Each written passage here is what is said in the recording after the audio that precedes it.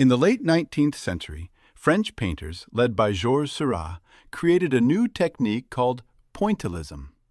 Traditional artists mix colors on a palette before painting. However, Pointillists applied small, separate dots of pure color directly to the canvas. This technique uses a concept called optical mixing. If you stand close to the painting, you see thousands of tiny, individual dots. But when you step back, your eyes and brain blend these colors together.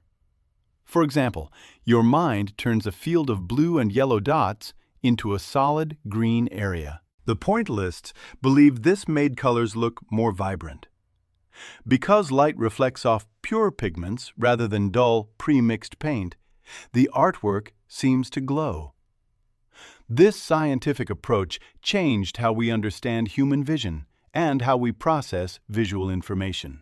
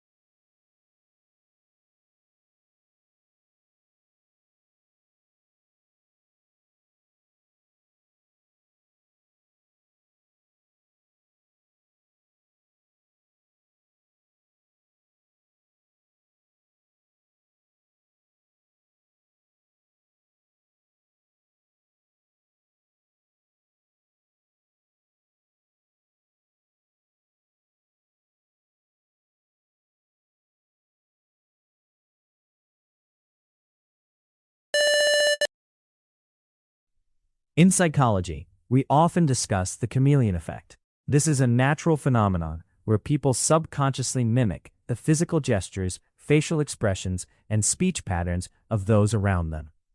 Imagine you are talking to a friend who is crossing their arms. Without realizing it, you might do the same. This isn't just limited to body language. It can even extend to the tone of voice or the speed at which someone speaks.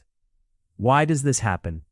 Researchers suggest it serves a vital social function. By mirroring someone, we create a sense of rapport and connection.